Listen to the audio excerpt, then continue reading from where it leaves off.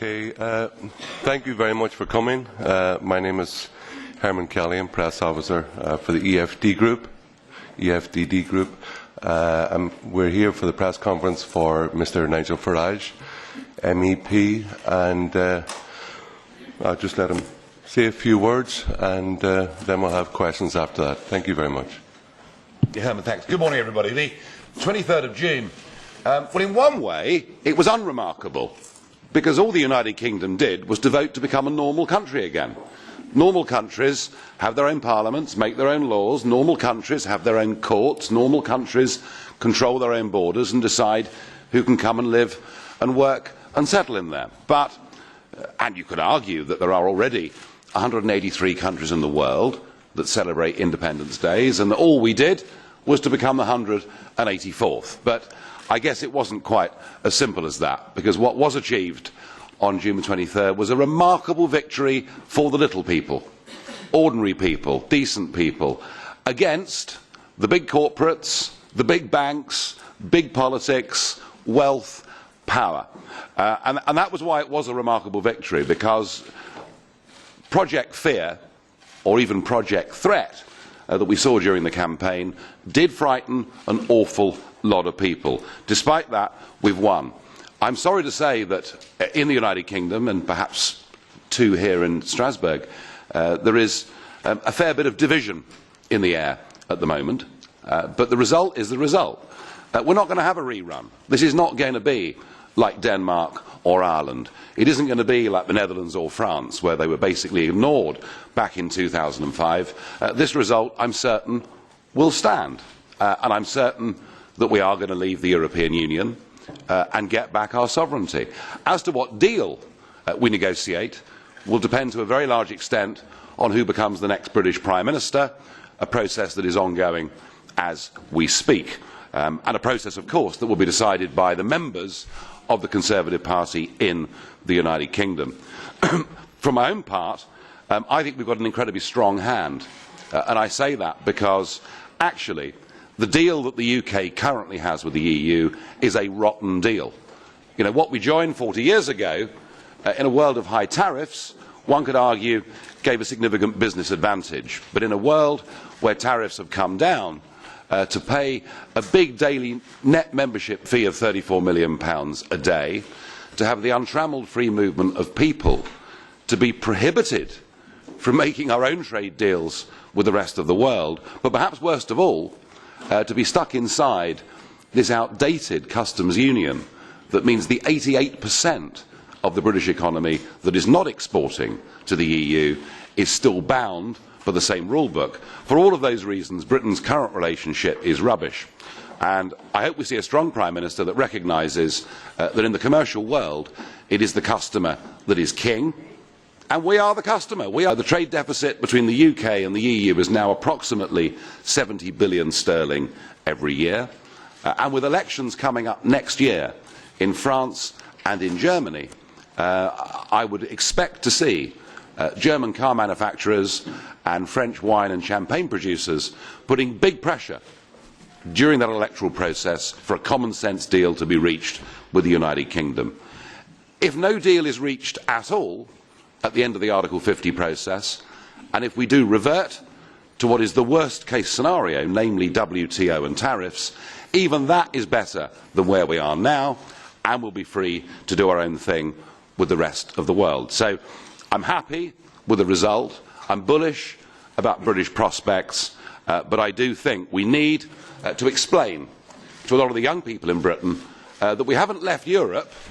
All we've done is to leave behind a failing political union, and we will continue to go on holiday and have student exchanges, and life will carry on, you know, totally sensibly, but we'll do so as neighbours with each other, not part of the same union. And I think it's very irresponsible of people like Bob Geldof and Tony Blair and others to effectively say we should ignore this referendum result. That simply isn't going to happen. And I do feel that our result offers a beacon of hope to movements right across the European Union. And it's fascinating to see opinion polls now in Denmark, suggesting that in a referendum there they may well vote to leave. In the Netherlands, similar. The Czech Republic. Even in Italy, there was an opinion poll that showed 48% of Italians would now vote to leave the European Union. Either way, nothing is ever going to be the same again. I do believe that this project, the European Union project, is now dying. And we've got some big red letter days coming up already.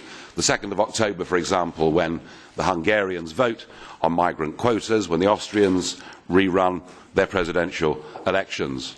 The other feature that you will see over the course of this summer is the Eurozone crisis is back, not just with the next round of Greek repayments coming up over the course of the next few weeks, but with a deteriorating and I think pretty worrying situation in the Italian banking sector, where the red lights are flashing pretty clearly. I, for my own part, as you will know, have stood down as leader of UKIP in the United Kingdom. I won't be leading the party into the next sets of national domestic elections. I've done that because I came into politics from business. I'm not a career politician, and I think I've done my bit with getting a Brexit vote in that referendum. But I will see my time out here. We will oversee, once Article 50 has been triggered, the negotiation process to see how it's proceeding. And I do find myself now freer, and I will be working with parties and political movements across the rest of Europe who are looking to get their independence back too. I know there's been a huge demand this week to do interviews with all of you, and I just haven't got the time to do it, hence the press conference, and I'm happy to take as many questions as I possibly can. So just for myself, I'd like to say I'm immensely proud to have been a part of, along with UKIP, of what they've achieved. As an Irishman, I've kind of like the foreign battalions, and I'm very proud of it, and hopefully, as Nigel says, nothing will ever be the same again in the European Union. So just just to set out the ground rules, only taking, because it's a press conference, I'm only taking questions from journalists. So if you put up your hand, please, if I call you, if you state your name, your media organisation, and also whether your media organisation receives any money from the European Union. Quite right. Yeah. Quite right. So you're in trouble. Fiora. Catherine Fiore, EU reporter, and we do not receive any money from the European Union. Very good. Today, you've described this victory as a victory for ordinary and decent people. But don't you think ordinary and decent people deserve a debate that was based on facts and not lies? One of the most preeminent lies in this discussion was the €350 million per week that will be going to the NHS. A lot of people feel so deceived that they were lied to on this point.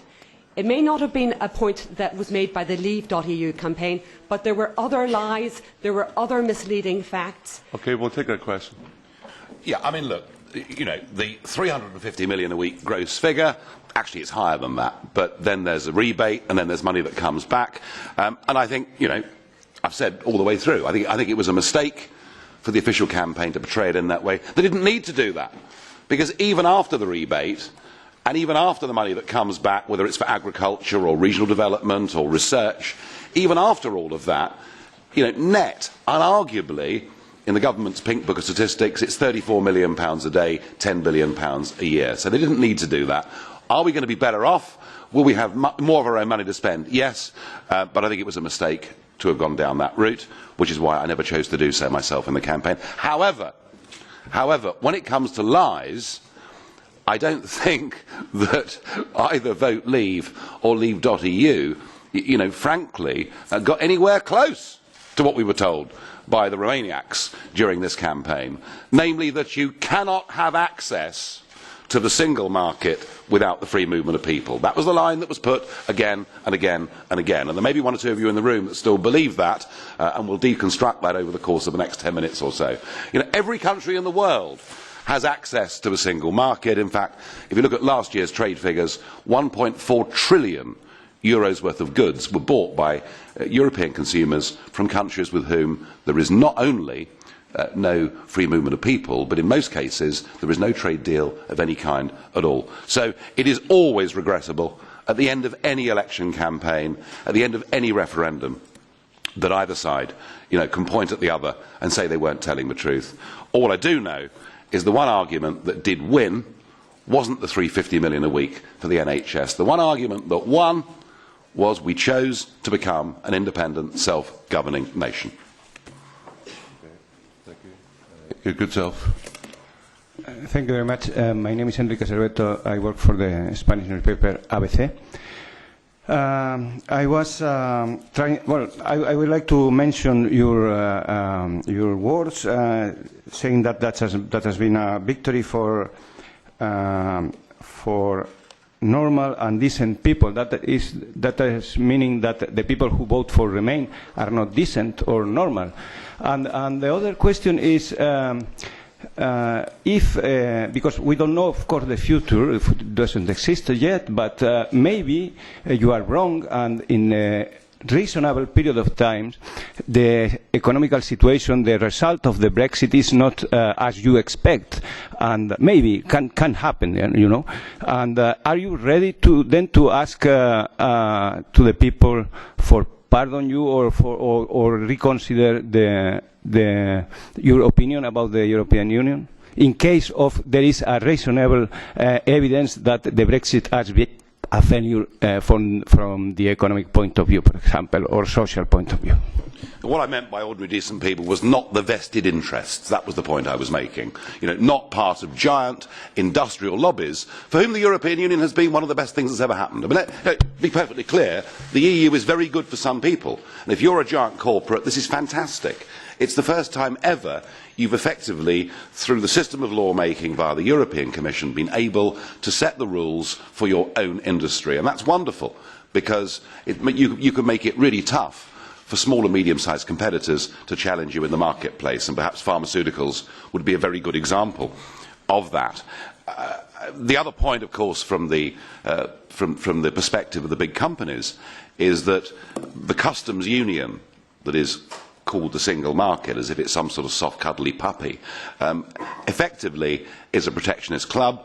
And what it means for European consumers is cars we buy from all over the world are more expensive, shoes, bras, food, everything we buy from all over the world is more expensive as a result of being in this club. And again, it rather suits big companies to be part of something that keeps consumer prices as high as possible. Okay, to the meat of your question, what if the economics of Brexit aren't as I think they're going to be? Well, all I can say is I think the economics of the Eurozone are likely to be more troubled and more plagued than the economics of the United Kingdom. But ultimately, what the British people voted for was freedom over economic arguments. We said we don't want to be governed by Anna Russells at the European Commission. We want to be a normal, self-governing, democratic nation. And that is the argument that won this referendum. And as far as economic scare stories are concerned, well, the worst, I mean, this is the way we've got to look at this, the worst case scenario is that at the end of the 2 years, there is no renegotiation, and the German Chancellor and the French President decide that they're happy to risk hundreds of thousands of jobs in their countries, because given the net balance of trade, if trade was to diminish, there is greater risk on their side than our side. Even that worst case scenario, from an economic perspective, is better for the UK than where we currently are. And we've got the opportunity here, to go through 41 years of legislation and start to repeal laws that put massive business on Britain's 5 million small businesses. So I'm optimistic about the economics, but whether I'm right about that, whether I'm wrong about that, we have voted to be a free, independent, democratic nation, and the voters took the view that that was more important than being told they'd be better off or worse off. Good self. Adam Fleming from the BBC, and as you know, the Daily Politics doesn't receive any money from the EU. We can discuss that later. We can discuss that later at length. In a few years, neither you nor any other British MEPs will be here anymore. Is there anything at all that you will miss? Oh, on a personal level, I shall miss it enormously. I've had an absolute whale of a time. I mean, if you'd said to me that I'd come to the European Parliament in the first place for this ridiculous little party called UKIP that nobody had ever heard of, that would have shocked me. And indeed, the day I was elected here, I simply couldn't believe it. But to think that at the end of my time here, that they've given me seat number 20 in the plenary, and dear old Juncker sits in seat number 21. I mean, you couldn't make it up, could you, really? So I shall miss the theatre, and I shall miss the drama that there's been inside the European Parliament. And also, I'll miss, I guess on a personal level, I'll miss being the pantomime villain. I've just so enjoyed them all booing at me and shouting. It's been wonderful. So that part of it I'll miss. What I won't miss, and what none of us will miss, is the travelling to get here. Because if you live in Scotland or one of the far-flung parts of the UK, it's sort of 12 hours each way getting to Strasbourg and back. And I'll miss the friendships that we built and made with other MEPs. I could say to you other Eurosceptic MEPs, but actually, there are decent people in politics on both sides of every argument. So the social side of it I'll miss, but politically I won't miss it at all. And in particular, voting. The system of I challenge any of you as journalists, after a voting session here, just stop any MEP at random and ask them, what have you just voted on? And they will give you a very good impression of a goldfish. Because literally no one knows. As you walk into the chamber, you're given a sheath of papers like that, and if it's amendment number 56, you put your hand up or press a button, and that whole side of it I won't miss. What I look forward to is, I do look forward to coming back to Strasbourg, though, maybe 5 years or 10 years down the road, when this European Union ceases to exist, when we don't have flags and anthems and armies and presidents, but we do have a Europe, based on the late 1940s Strasbourg-based idea of a Europe of nations through a Council of Europe, whereas neighbours will work together, trade together, cooperate together. Who knows? I may turn into the most pro-European politician of the lot by arguing for a positive alternative to this.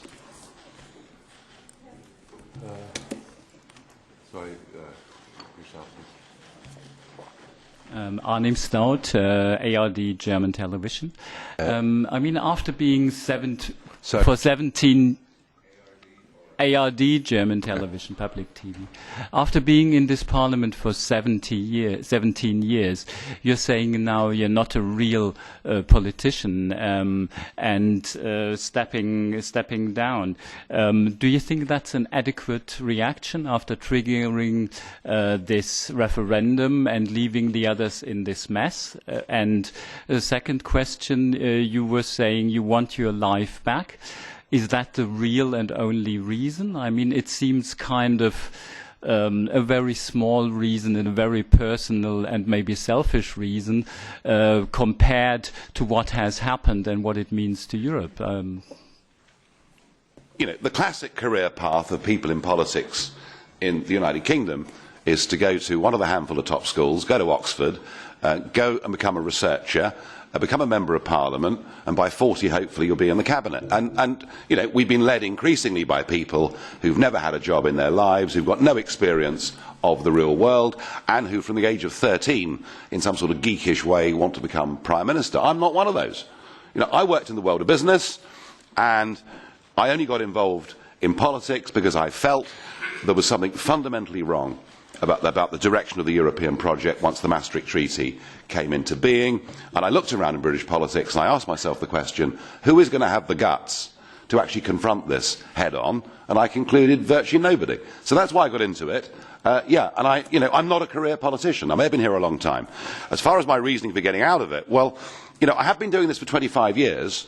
I have gone from, just scraping past screaming Lord Such, who fought the record number of by-elections in Britain, even more than I've fought, and beating him by 164 votes, to being part of a campaign that got 17.5 million votes. So I think I've done what I set out to achieve in politics.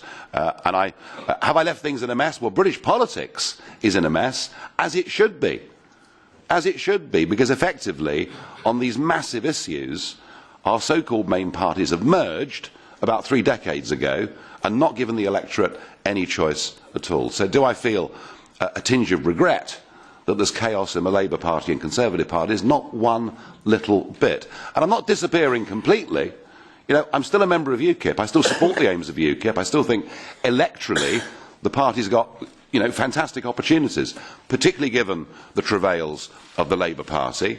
And if the new Conservative Prime Minister was to get a deal that was considered to be less than favourable by those that voted for Brexit, then I think as far as UKIP's concerned, I think in 2020 it could get many more votes than it's ever achieved before. It's just it won't be me leading it, but I'll be there and I'll be supporting it. But I won't be doing it 7 days a week. I won't be doing it 100 hours a week.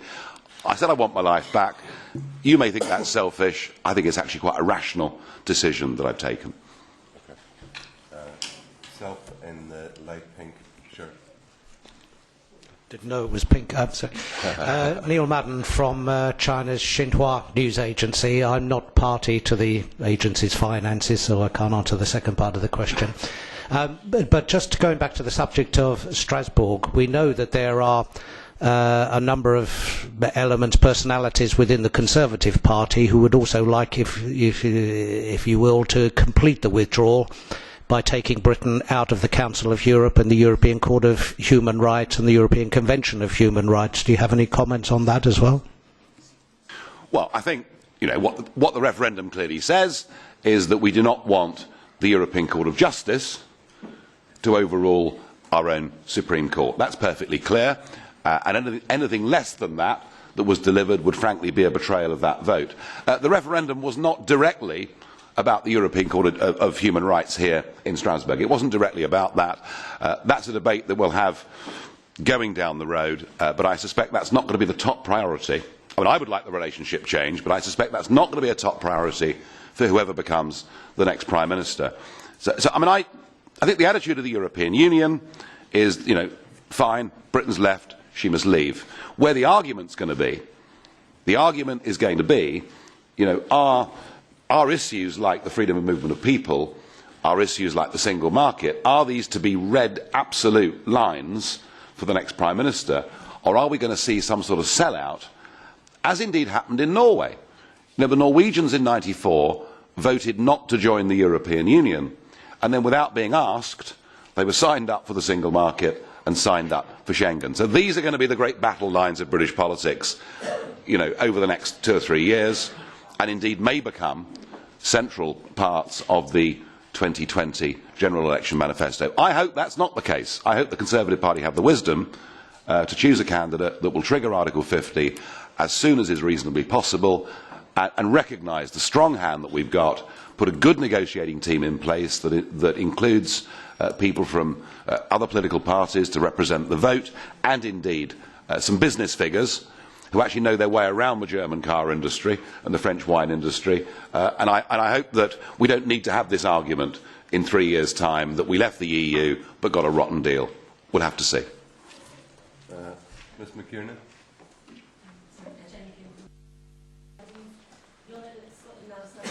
A microphone for the speaker, please. Microphone.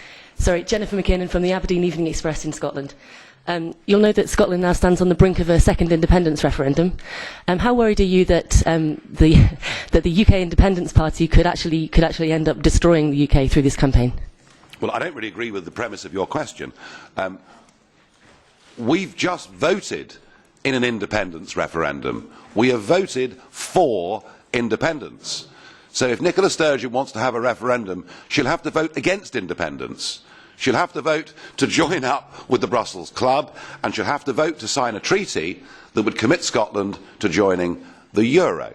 And that got them in trouble in the referendum back in 2014. It would get them in even bigger trouble this time round. And the other key difference is that, you know, all the economic projections that the SNP put in 2014 were based on an oil price of $113 a barrel. The last time I looked it was $47, and even if it rallies from here, it's not going anywhere near that kind of number. So it's a great political story for Nicola Sturgeon, but in reality, I mean, I tell you what, would she really want a referendum on Scottish separation from the United Kingdom at this stage? I don't believe she would. They'd lose it by a bigger margin than they did back in 2014. I feel pretty confident of that too.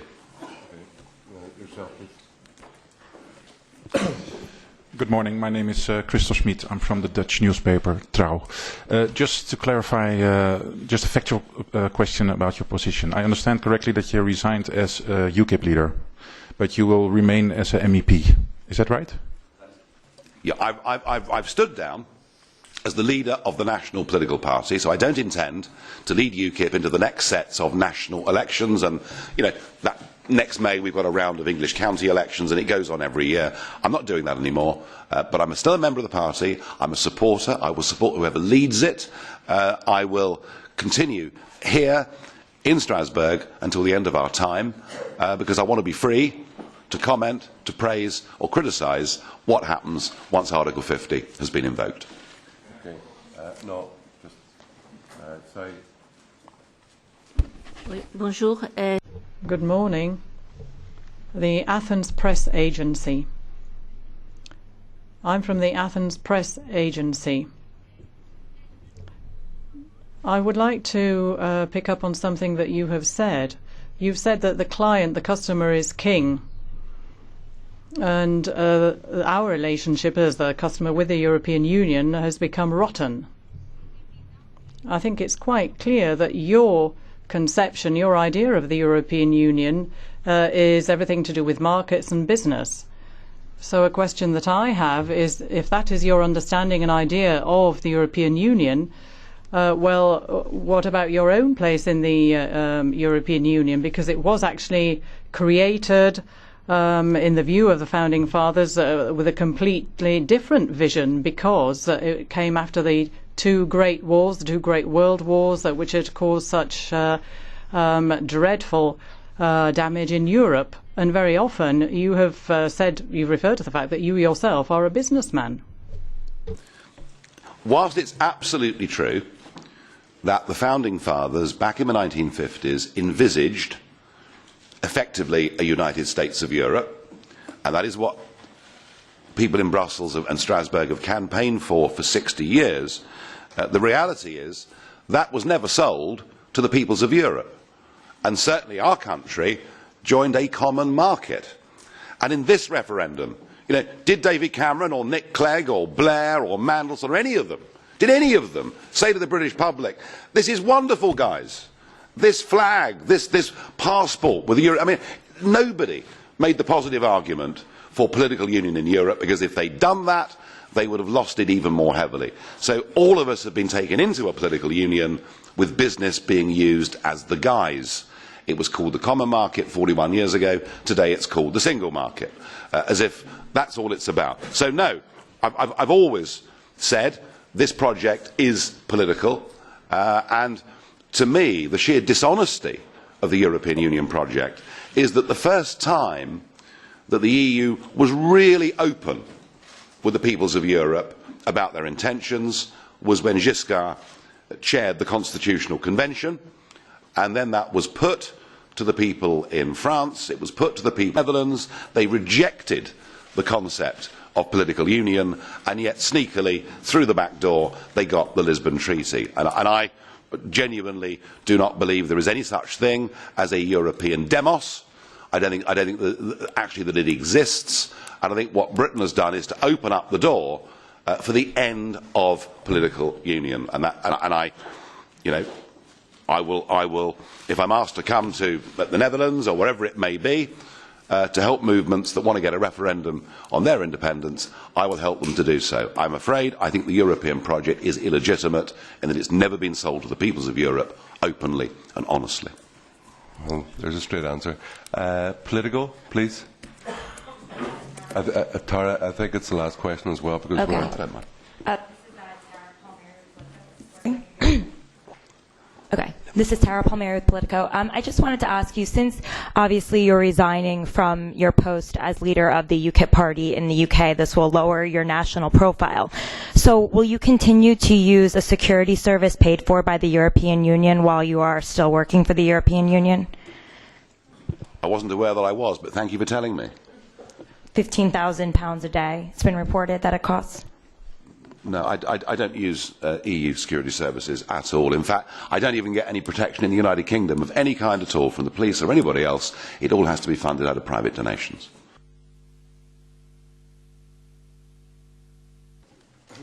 from the last question.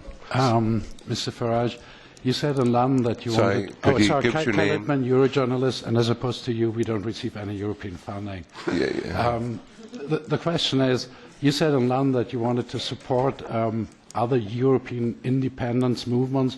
Does that mean concretely that you will work with Geert Wilders, Frauke Petry, Marine Le Pen in their national campaigns? No. No, there are. It doesn't just have to be political parties. You know, and one of the inspirations for that was the referendum on the Ukraine that was triggered in the Netherlands, that was triggered by a non-party political group of young independent bloggers. And I think that if you look at that, and if you look at the way Five Star are transforming the landscape of Italian politics, I think there are other ways now to do this, using the internet and pushing popular campaigns. Okay. Just, yeah, I'm sorry, I think I've been told we have to get out here pretty sharpish. I'd like to thank everybody for coming. I'm sorry that everyone hasn't been able to have an individual interview with Nigel, but please understand that the volume of requests was too high, and that's the reason we've had this press conference today. So thank you very much, and safe home.